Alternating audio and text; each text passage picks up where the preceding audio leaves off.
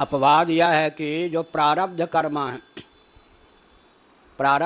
है, जैसे अर्जुन, जैसे जनक आदि, कर्म संन्यास की अंतर योग्यता सुलभ हो जाने पर भी कारक कोटि के या प्रारब्ध कर्म होने के कारण कदाचित वो बाहर से कर्म का त्याग नहीं भी कर पाते हैं, तो उनके कर्म अकर्म होते हैं, क्योंकि कर्तृत्वाभिमान से शून्य होते हैं। कर्मण्य कर्म या पश्येद कर्मणि च कर्म या। अतः हमारे पूज्य गुरुदेव का ईशावास्योपनिषद पर भाष्य है, यजुर्वेद पर है, तो यजुर्वेद का 40वां अध्याय ईशावास्योपनिषद पर भी भाष्य है। उसमें उन्होंने बहुत अच्छा उदाहरण दिया। अग्नि में जो दाहिका शक्ति है, उसी के बल पर तो आग जलाती है ना किसी को। अब पिंगलता की विद्यमानता रहने पर भी वो अन्यथा सिद्ध है या नहीं? दाह के प्रति पिंगलता हेतु है या दाहिका शक्ति? तो एक कालावच्छेदन एक साथ, अग्नि में दाहिका शक्ति भी है, पिंगलता भी है। अब दाह के प्रति कौन असाधारण हेतु है? दाहिका शक्ति ना। इसी प्रकार अपवाद में शंकराचार्य कर्मणि भी संसिद्धि, कर्मणि भी, कर्म के द्वारा ही। इसके भाष्य में शंकराचार्य ने लिखा कि कदाचित इनको तत्वज्ञ माना जाए तो यह समझना चाहिए कि इनके कर्म का ज्ञान के साथ समुच्चय नहीं हो सकता, क्योंकि आत्मा के अकर्तृत्व के विज्ञान से इनके कर्म अकर्म हो चुके। कर्मण्य कर्म या पश्येद कर्मणि च कर्म या।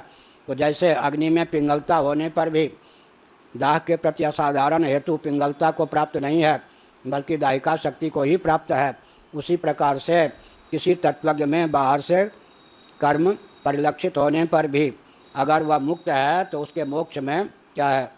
ज्ञान ही हेतु है, कर्म नहीं है। उसका कर्म भी नहीं है, बस क्या है? नैव किंचित करोमीति युक्तो मन्यते तत्त्ववित्। आत्मा कर्म है, अविक्रिय विज्ञान घन है। इस तथ्य का जिसको ज्ञान हो गया, इसीलिए शारीरम केवलम कर्म कुर्वन् नाप्नोति किल्बिषम्। अन्य सब कर्मों का त्याग भी कर दो, लेकिन सांस लेना, भोजन करना, सोना, ये कर्म तो बना ही रहेगा। इसका नाम है शारीरिक कर्म। शारीरिक कर्म तो बना ही रहेगा, उसका भी कर्तृत्व आ गया तो बंधन में पड़ जाएंगे। देखो मैं सांस कितना बढ़िया लेता हूँ, तुम हूँ करते रहते हो। सांस लेने का भी अभिमान हो गया तो क्या? मैं कुछ नहीं करता, तुम क्या कर लोगे? अब ये भी कर्म हो गया। मैं कुछ नहीं करता, तुम क्या कर लोगे? कोई कहे, कोई बेटा कहे मैं कुछ नहीं करता पिताजी, आप क्या कर लोगे? जो करना हो कर लो। कुछ नहीं करता, यह जो अभिमान है ये भी कर्म हो गया। मैंने कर्म का त्याग किया, ये जो त्याग का अभिमान है ये भी कर्म हो गया। कर्म तो बड़ा विचित्र है, जब तक कर्तृत्व है तब तक कर्म है। अब ये जो यहाँ जो तत्वज्ञ होते हैं, अब जो तत्वज्ञ नहीं है ना, संन्यास के कितने भेद होते हैं? बहुत से भेद हैं। तत्वज्ञ के जीवन में कर्म संन्यास और योगारूढ़ के जीवन में कर्म संन्यास, दोनों में क्या अंतर है? यहाँ कर्तृत्व शिथिल है, वहाँ कर्तृत्व निर्मूल है, यही ना।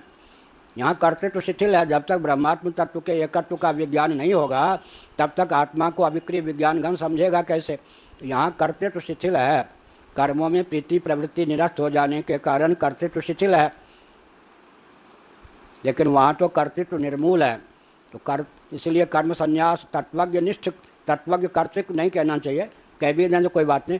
तत्वज्ञ कर्तृक कर्म संन्यास, या तत्वज्ञ के जीवन में परिलक्षित कर्म संन्यास, और आरुरुक्ष के जीवन में परिलक्षित कर्म संन्यास, और दंभी के जीवन में परिलक्षित तामसत नैव त्याग फलम लभेत।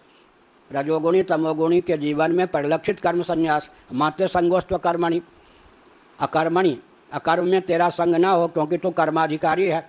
कर्माधिकारी होता हुआ कर्म न करना, कर्म संन्यास उसके जीवन में होगा। तमोगुण की प्रगल्भता में कर्म संन्यास होगा। रजोगुण कायक क्लेश भयात् त्यजेत्, कायक क्लेश भयात् त्यजेत्। संन्यास ले लेना अच्छा है, नहाना नहीं पड़ेगा, सबके घर का भोजन कर लेंगे। और भाई पर्व के दिन में, माघ महीने में कौन डुबकी लगावे? शरीर को तो कष्ट होगा ना। कायक क्लेश के भय से अगर कोई स्वकर्म का यज्ञ दान तप का त्याग करता है तो कौन सा त्याग है? उस त्याग की गति मोक्ष में नहीं है। नैव त्याग फलम लभेत। इसीलिए प्रशस्त त्याग, प्रशस्त त्याग माने कर्माधिकारी के द्वारा कर्माशक्ति फलाशक्ति अहंकृति को शिथिल कर नित्युत्साहपूर्वक समर्थ बुद्धि से भगवदर्थ जो स्वकर्मानुष्ठान है उसका नाम कर्मयोग है। उस कर्मयोग की घाटी पार कर लेने पर फिर कौन सी सिद्धि होती है? यदा ही नेन्द्रियार्थेषु न कर्मस्वनुसज्जते सर्वसंकल्प संन्यासी योगारूढ़ तदोच्यते। तब वो योगारूढ़ होता है, सम उसके जीवन में कर्म संन्यास का बल और वेग हो जाता है, और ब्रह्म के श्रवण मनन निधिध्यासन की क्षमता आ जाती। उधर का जो कर्म का बल और वेग था इधर आ गया, क्या कर्म और वेग का। ततः पदम तत्परिमार्गितव्यम, क्या हुआ? असंग शस्त्रेण दृढ़ेन छित्वा, इतना कर लीजिए असंगता की पराकाष्ठा। फिर क्या होगा? ततः पदम तत्परिमार्गितव्यम, तत्पद जो परमात्मा तत्व है उसका परिमार्गन कीजिए, श्रवण मन निधिध्यासन के द्वारा उसकी अद्वितीयता का निश्चय कीजिए। ब्रह्म परिमार्गन का अधिकार तब होगा।